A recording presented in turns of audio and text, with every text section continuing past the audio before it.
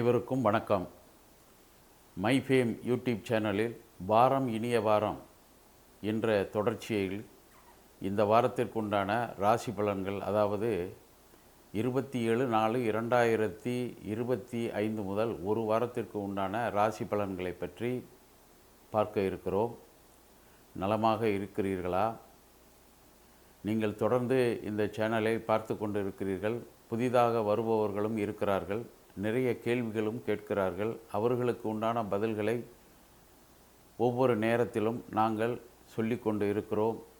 எனவே உங்களுக்கு உண்டான கேள்விகளை நீங்கள் தொடர்ச்சியாக எங்களுக்கு சொல்லலாம். அதில் எந்த விதமான சந்தேகமும் கிடையாது.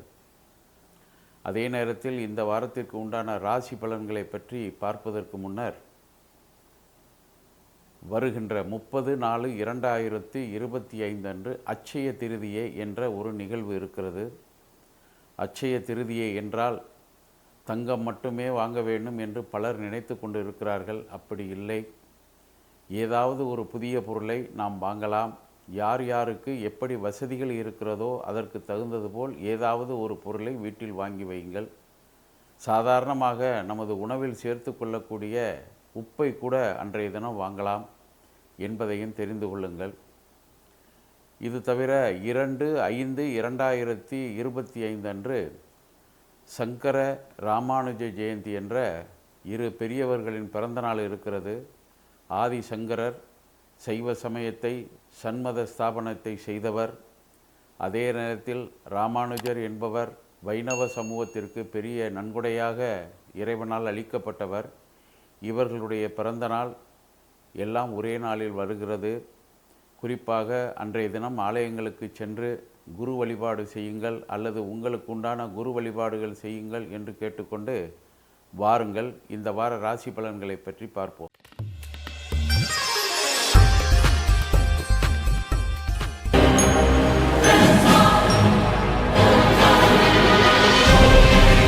மேசராசி நேயர்களே, எதிர்பாராத செலவுகளால் தடுமாற்றம் ஏற்படலாம். குடும்பத்தில் கணவன் மனைவிக்கு இடையே ஒற்றுமை இருந்தாலும் ஒரு சில நேரங்களில் ஒருவருக்கொருவர் ஏதாவது முரண்பாடாக பேசக்கூடிய காலமும் இந்த நேரத்தில் இருக்கிறது. அதே நேரம் ஆண்களாக இருக்கக்கூடியவர்கள், வீட்டிற்கு தலைவராக இருக்கக்கூடியவர்கள், எந்த பொருள் வீட்டிற்கு தேவையோ அதை குறித்த நேரத்தில் வாங்கி கொடுத்துவிட்டால் குடும்பத்தில் இது போன்ற பிரச்சனைகள் வராமல் இருக்கும் என்பதை தெரிந்து கொள்ளுங்கள்.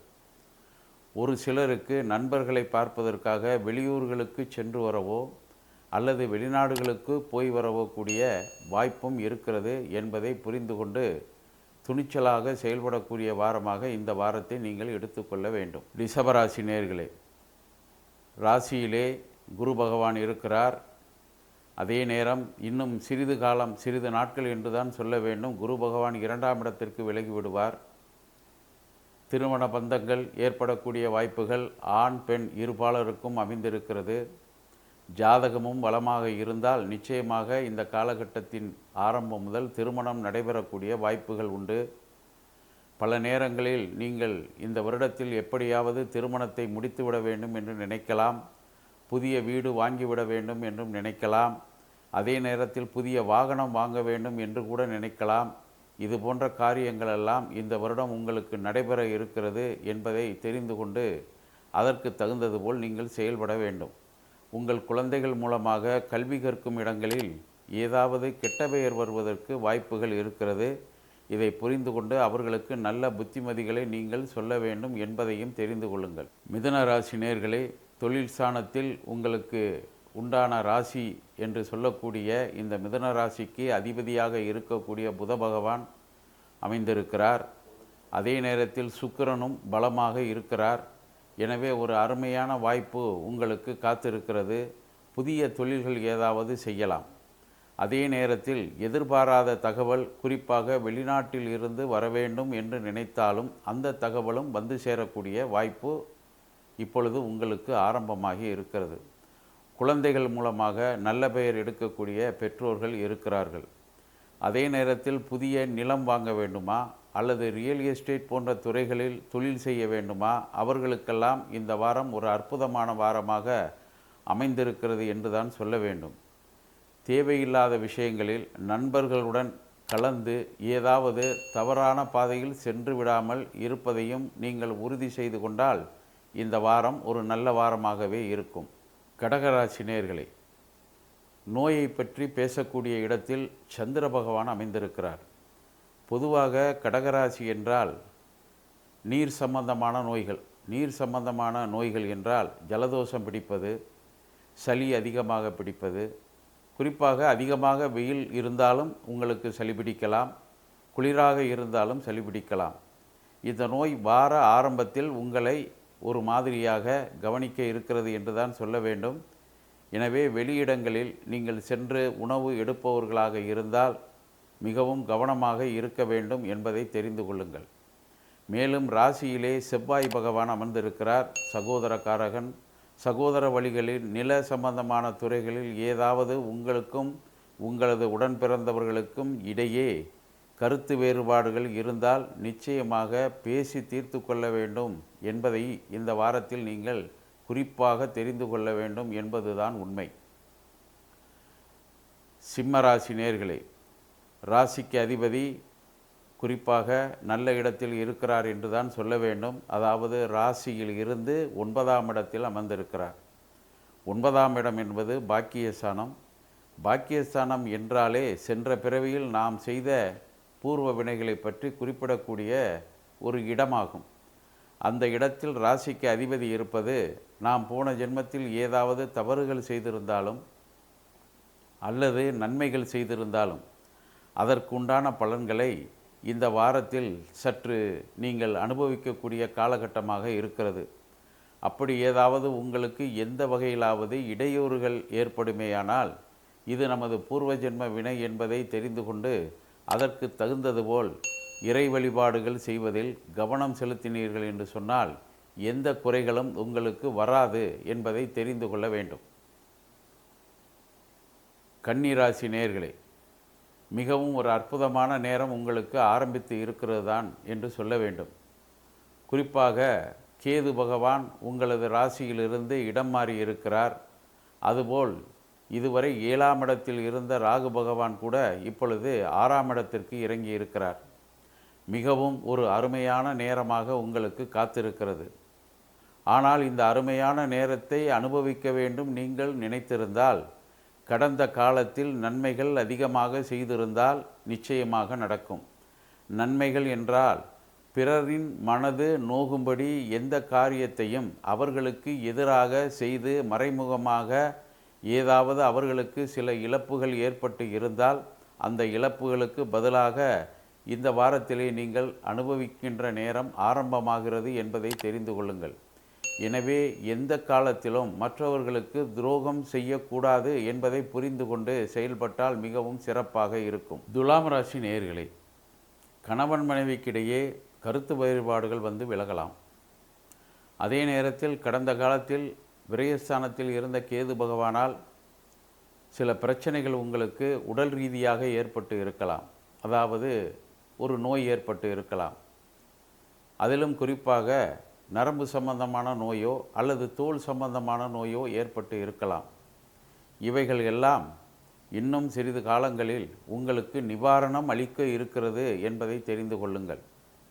அதே நேரம் 8ஆம் இடத்திலே இருக்கக்கூடிய குரு பகவான் உங்களுக்கு பொருளாதார சிக்கல்களையும் சில நேரங்களில் ஏற்படுத்தலாம். அதற்கும் நீங்கள் பயப்படக்கூடாது. பொதுவாக உங்களது ஜாதகம் பலமாக இருந்தால் இந்த பிரச்சனைகள் எல்லாம் சமாளிக்கக்கூடிய ஒரு நல்ல வாய்ப்பை இறைவன் உங்களுக்கு கொடுப்பார் என்பதை தெரிந்து கொள்ள வேண்டும். மாலை நேரங்களில் ஏதாவது ஒரு அம்மன் ஆலயத்திற்கு செல்லுங்கள். நல்ல பதில் உங்களுக்கு நிச்சயமாக கிடைக்கும். விருச்சக ராசி நேயர்களே, ராசிக்கு அதிபதி செவ்வாய் பகவான் நீசமாகி இருக்கிறார் கடகராசியிலே.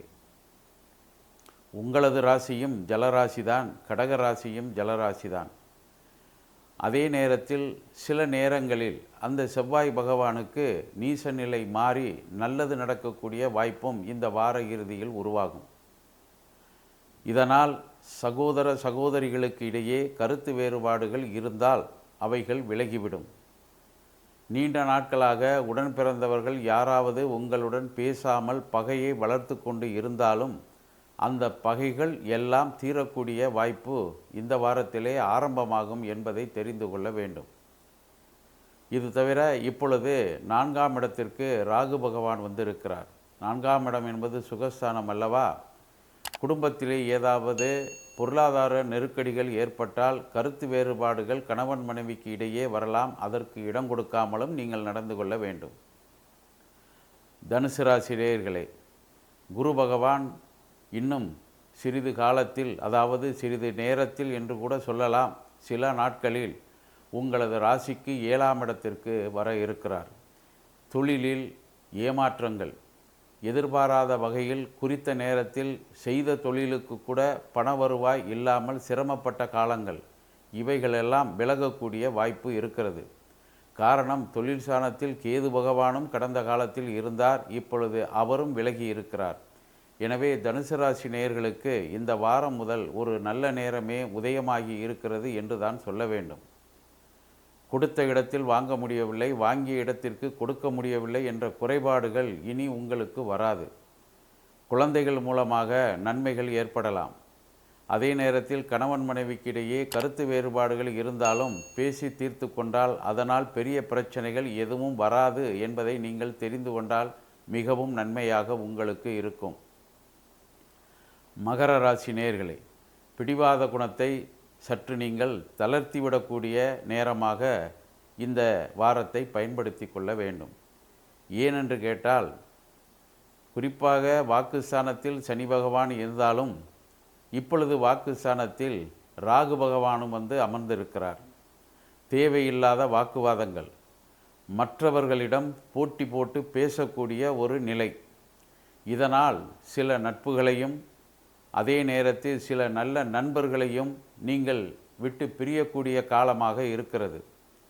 எனவே குறித்தபடி சரியான நேரத்தில் அந்த நண்பர்களிடம் நல்ல விஷயங்களை எப்பொழுதும் பேச வேண்டும் என்பதை தெரிந்து கொள்ள வேண்டும்.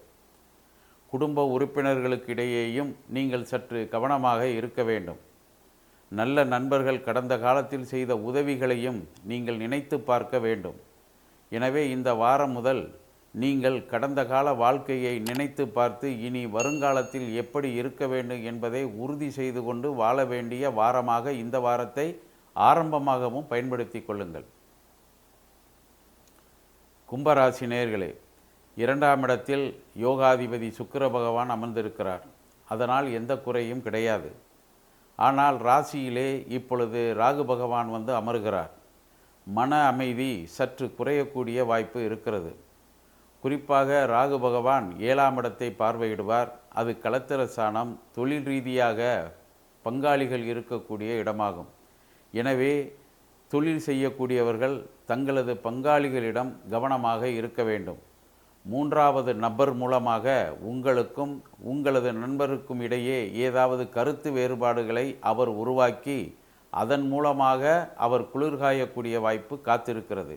இதை புரிந்து கொண்டு எந்த பிரச்சனையாக இருந்தாலும் பேசி தீர்த்து கொள்ள வேண்டும். குழந்தைகள் மூலமாக நல்ல பெயர் எடுக்கக்கூடிய பெற்றோர்களும் இந்த ராசியிலே இருக்கிறார்கள். அவர்களுக்கும் அவர்களது குழந்தைகளால் நிச்சயமாக நல்ல பெயர் கிடைக்கக்கூடிய வாய்ப்பு இந்த வார ஆரம்பத்தில் உதயமாகிறது. மீனராசி நேயர்களே, நீண்ட நாட்களாக உங்களது மனதில் இருந்த கவலை ஒன்று விலகக்கூடிய வாய்ப்பு இருக்கிறது. குறிப்பாக குழந்தைகள் மூலமாகத்தான் பெரும்பாலும் இந்த மீனராசிக்காரர்கள் குழப்பமடையக்கூடிய வாய்ப்புகள் உண்டு. பொதுவாகவே இந்த மீனராசிக்காரர்களுக்கு தங்களது குழந்தைகள் மூலமாக எப்பொழுதுமே பிரச்சனைகள் நிச்சயமாக ஏற்படும். ஒரு பிரச்சனையை தீர்க்கின்ற பொழுது இன்னொரு பிரச்சனை மறுபக்கம் உதயமாகி கொண்டு இருக்கும்.